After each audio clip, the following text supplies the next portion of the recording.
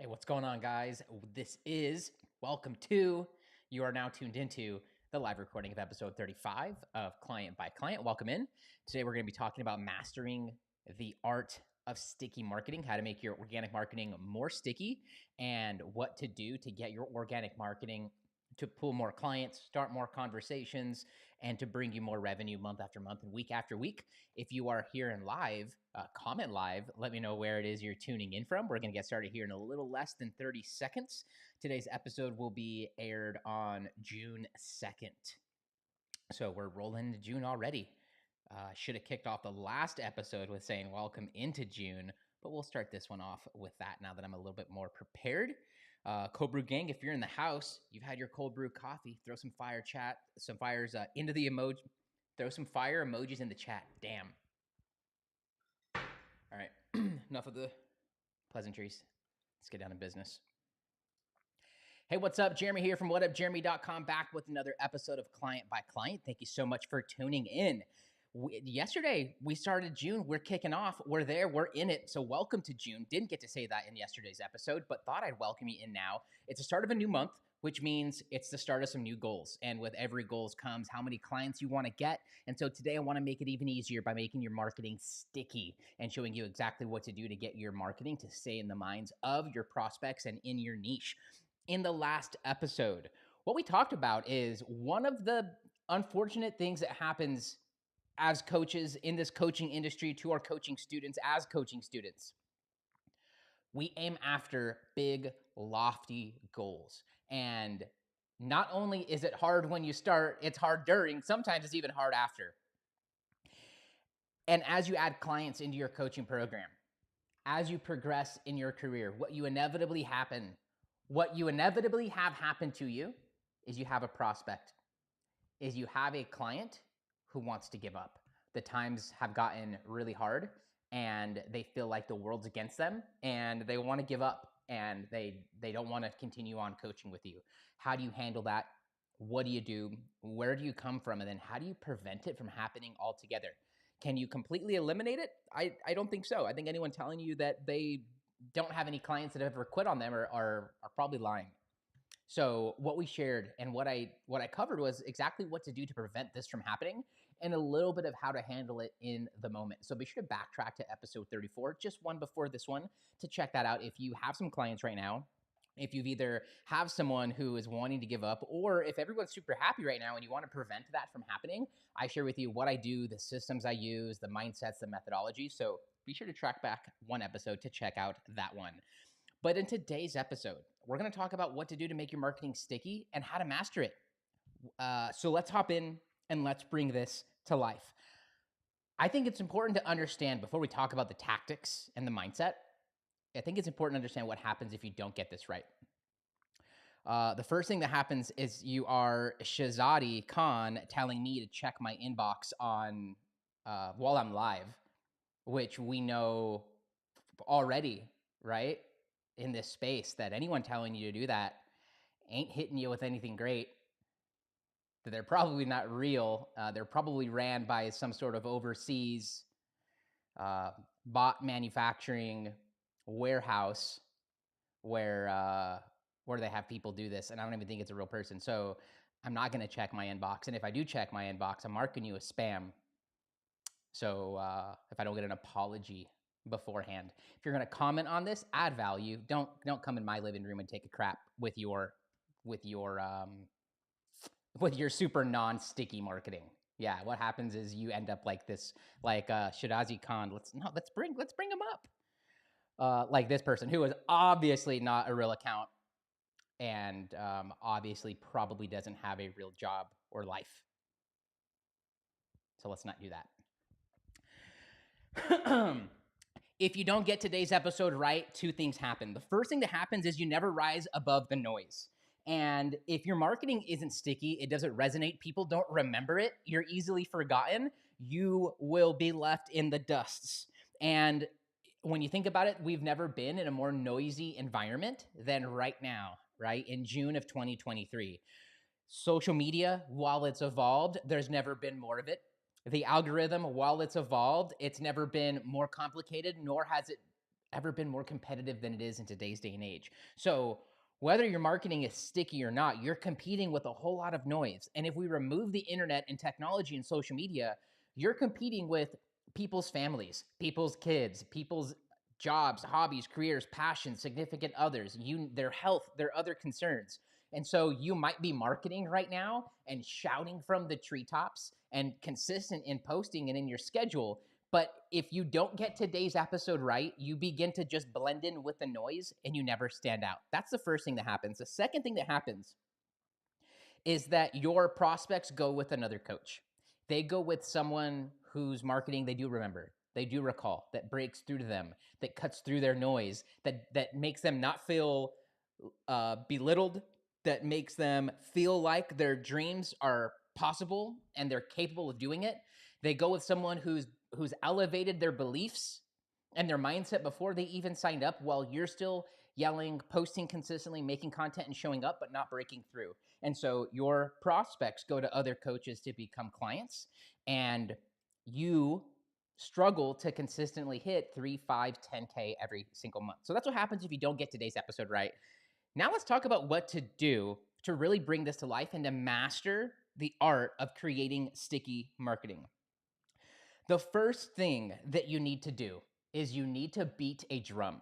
And what I'm talking about here is having a message that and messages and a marketing message that is not only repeatable, but that you repeat consistently and that you deliver and package in a way that's easy for your market to. And just because you come up with something that you think is repeatable and sticky and sounds great and is catchy, it doesn't mean that your market is going to catch on to it. So I would in parentheses put an S after drum. You have to beat drums. You have to try things out, experiment, try your different campaigns as far as like your marketing message and the tune that you beat your drum to, and to the words that come out of your mouth and the catchiness of them until you hit that. Okay, think about the last presidential election before 2020. You had Make America Great Again, which was just taken from the past from Make America Great. It already had proven to work, so Donald took it, make it his own, and branded it everywhere. So now, for some, MAGA is the most radical racist thing that you could say, those 4 letters. And because it does such a good job of calling his people to arms, for lack of better words, and repels the others away from it. So that's one small example. You can think of any commercials tune you've ever had repeat in your head, or any brand you really like where you say their marketing message, like a prolific one from the last 30 years. There's 2 of them that come to mind. Apple's Think Different and Nike's Just Do It. These are things, these are words, these are messages you can repeat, you can believe in, you can go so far as to tattooing them on yourself, which people have done. Someone right now in the world is tattooing Just Do It or Think Different on them in homage to Nike and in homage to Apple. I guarantee it. If that's you, comment in the chat. So you have to beat a drum. You have to find a drum to beat. One of the drums that I beat consistently is that simple outperforms complexity. And so I want to, in your mind's eye, become synonymous with simple. One of the other things that as the name of my program, it's Get Clients. I want you, when you're thinking about getting clients, to think of me, to think of my stuff, think of my strategies, think of my podcast, think of everything that I do. And there are others who are doing a way better job of that with that word clients, and just in general. But you have to find yours, and it's not going to happen overnight. So what I would think about is, what are the phrases that continuously come out of your mouth? What are the things that you can believe in? How can you simplify them even more? How can you repeat them even more? And how can you beat a drum that gets your audience to feel more confident about themselves, to feel more confident about their dreams and their aspirations, and as if they are more possible than ever? The first thing you need to do is beat a drum. That can start by right now repeating yourself more often with the phrases you want to get through.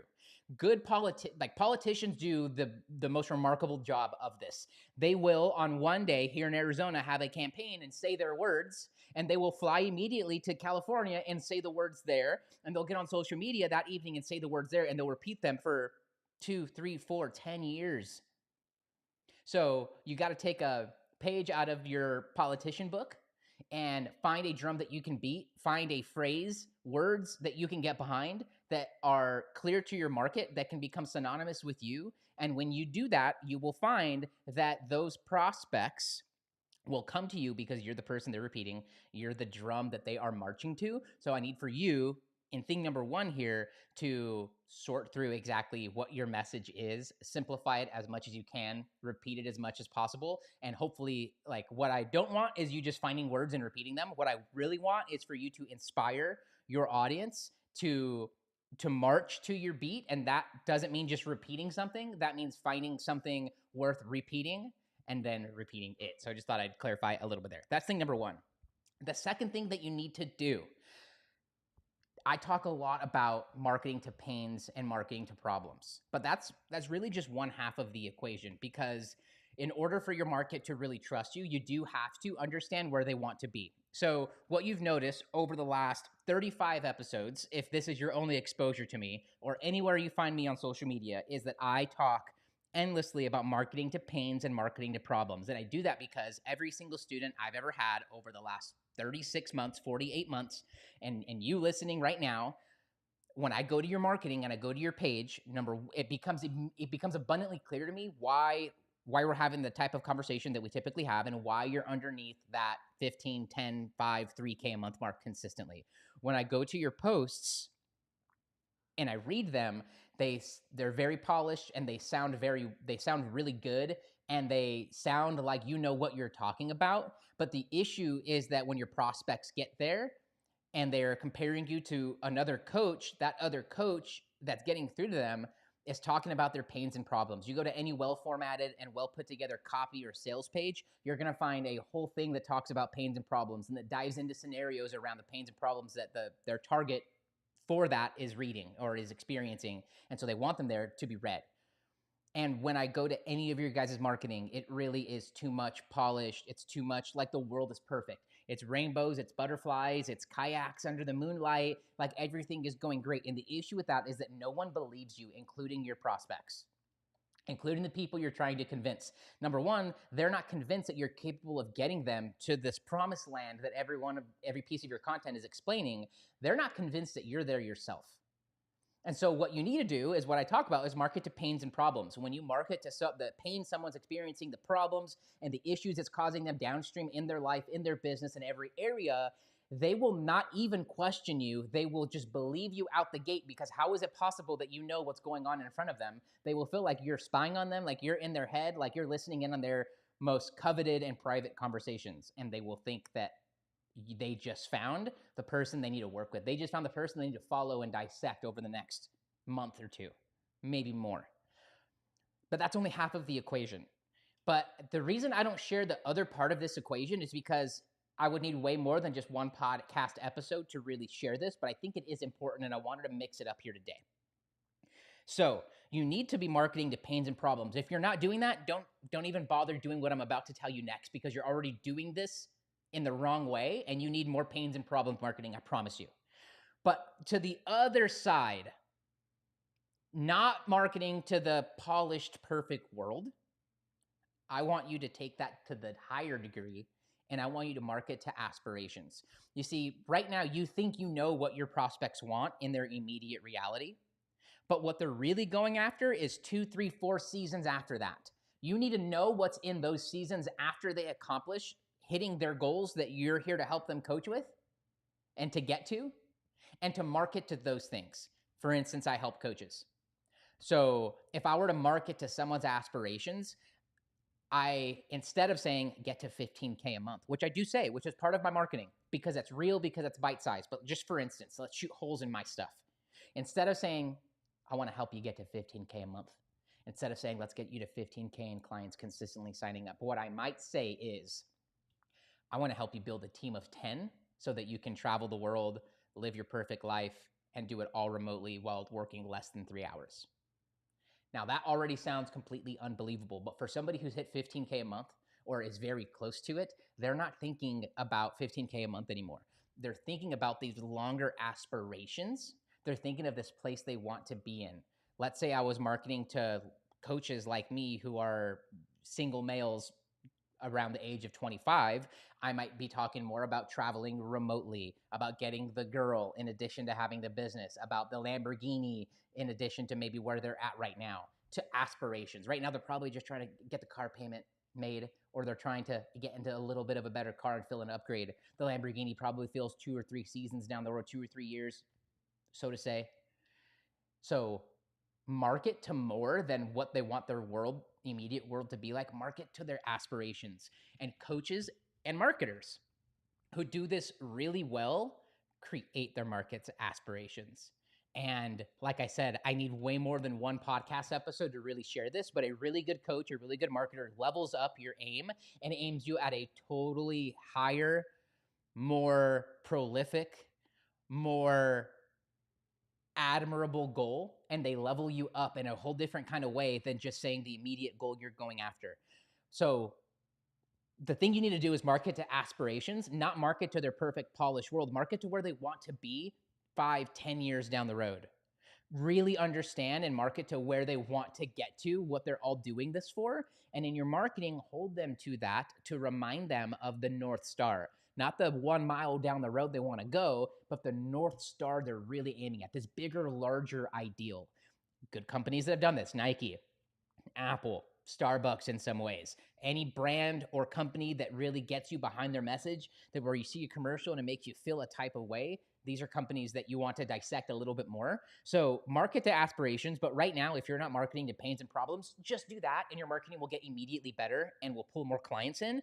And then as you master pains and problems, go beyond the polished reality they immediately want to be in and get them aiming at a higher ideal and North Star. And when you're the person that creates that vision for them, you're going to be the kind of person they want to work with. You're going to become the coach they want to work with and that they do work with. That's thing number 2. Third, and if you're getting value from the show, you've gotten one little bit of inspiration, one little insight, one aha, it would mean the world if you just scroll down, hit follow, subscribe to the show, and scroll down to the bottom, leave a 5-star rating or an honest rating interview with your thoughts. I'd appreciate it a lot because that helps me get into the ears and hearts of more wonderful people just like you listening to this show right now.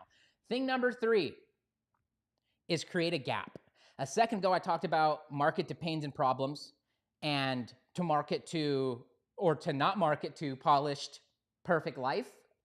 And then further out, market to or not to further out aspirations. You see, I think that really good marketing creates a gap. And really good coaches and really good marketers will simultaneously create a gap that their target prospect it creates this effect for their target prospect. Their target prospect, when they come across their marketing, a really good litmus test of a coach and a really good marketer's message is that it creates a gap with their market. So here's what I mean by that. Is that if you can imagine, you're standing on one side of the cliff and you're looking on the other side of like the Grand Canyon on the other side of the cliff. And in between you and getting to the other side are all your pains and problems, all of these unknowns and things that can happen. Really good marketing does 2 things simultaneously.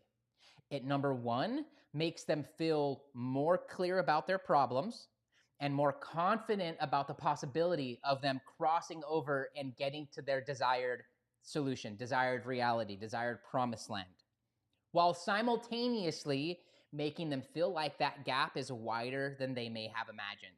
Taken out of context, this can sound really kind of weird and sneaky or any of that, but good coaches do this because it gets their prospects to think the thought that they need to sign up for their coaching, which is, I should get some help with this.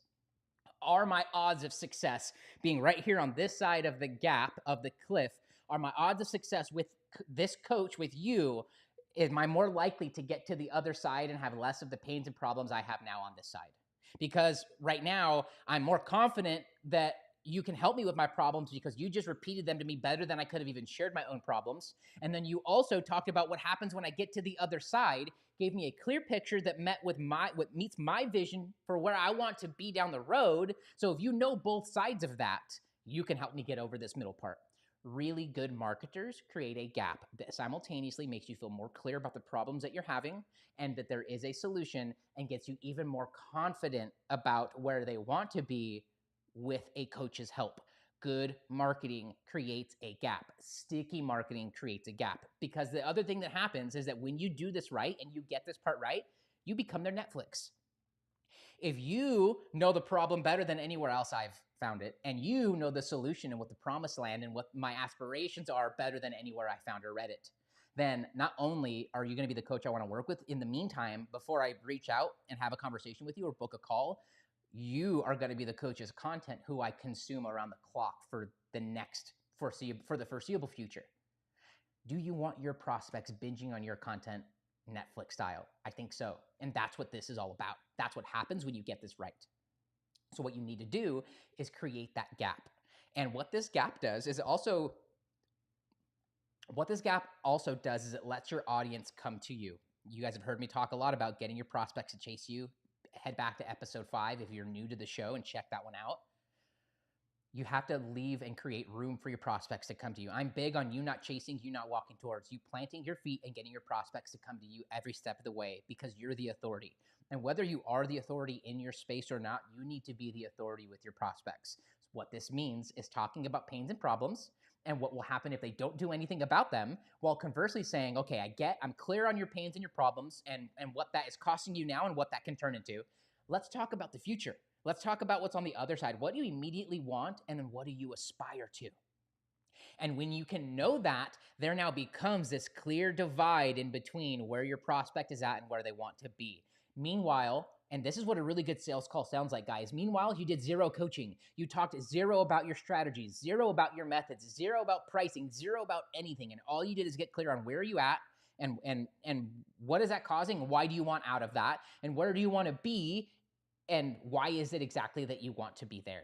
There's a massive space in between. And what this gets your prospects to do is to start taking step by step towards you, coming to you. And at the end of it, when you say, where do you think we should go from here? Which every good sales call should wrap up with before you get to sharing them and inviting them into your program, sharing the price. When you ask, where do you think we should go from here? They're going to say, well, I don't know, coach, where do you think I should go? And your only job when that happens is to not blow it. Your only job now is to have a juicy offer for them at the end of it that gives them absolutely zero reasons to say no. So thing number 3, you have to create a gap. You need to get clear on a prospect by prospect basis on why are they where they're at and why do they want out of it? And where do they want to be and why do they want to be there? And in how long do they want for it to take them? When you understand that, you now have what we like to call context. You have context to why they're here in front of you, context to why this conversation needs to be with you over others, and then your job is just to present a juicy offer that gives them no reasons to say no.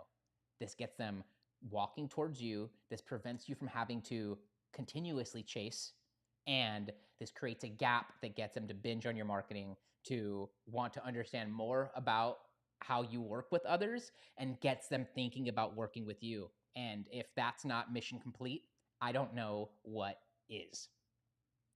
In the next episode of Client by Client, I'm going to share with you guys my 9 favorite tools I use to run my business, Leverage Coach. I'm going to break down all the tools, how I use them, where you can get them, should you get them or not, when to get them. I'm going to break it all down for you in the next episode, so be sure to come back tomorrow. That'll be episode 36. I'm going to break down my favorite tools for running my online coaching business. Whenever you are ready, here are a few ways I can help you grow your business.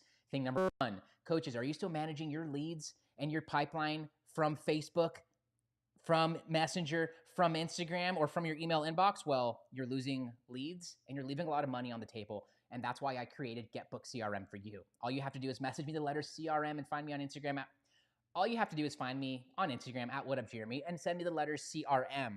And I'll send you your invitation to go and get your private copy of GetBookedCRM so that you can get leads and turn them into clients. And half the time, just message me or drop the letters CRM. Second, join my free group for online coaches. I've got just about 1,000 coaches from all over the world at varying degrees of experience, all inside of my group, Leverage Coach. And I'd love for you to be one of our members inside of there. Especially if you're liking this show, you'll get access to free weekly resources that are more than just audio, where you'll see diagrams that we draw out. You get access to my workbooks, access to some of my favorite tools that I've created just for coaches. And all you have to do is find me on Instagram or wherever you're listening to this, drop me the word group, and I'll send you an invite, or just search Leverage Coach in Facebook. Lastly, I'm getting a couple coaches together this month here in June to share with them and to help them implement my systems and my methods for getting to 15K in clients every single month or week, or doubling your online client roster over the next 30, 60, 90 days. But I'm very specific about who I work with, so this is only for you. If you're a relationship-focused coach who always puts the person ahead of the money, you've been coaching for at least 1 year, or you're at least not brand spanking new to coaching, you'd like to get 3 or 5 clients organically every month from social media without spending money on ads, you have at least 300 friends on a social platform, members in a group, or list subscribers, you're willing to take bold action because you know that your success depends upon it, and last but not least, and probably most important, you can keep a secret. If that's you, find me on Instagram now, grab your phone, head over to @whatupjeremy, and send me the words case study. When you do that, I'm gonna have a couple questions for you, and then I'm also gonna share with you what we have coming up, how we're already helping other coaches with this in the Get Clients program, and what part of the program will have the most immediate impact on your business and what you can expect in the program. All you have to do is get your phone right now and message me the words case study, and I'll share with you everything we have coming up, and we can find out together if it's for you. That's it for me and this episode of Client by Client. Thank you so much for tuning in. See you guys tomorrow with another one. Cheers. Don't be this person. All of you, my audience, don't be this person. Head back to my episode about follow up, and this is not one of those tips that I give you. If you want to not be completely ignored, and if you want to not be called up here, probably hopefully embarrassed, don't be this person. Let that be everybody's lessons here today. See you guys tomorrow. Cheers.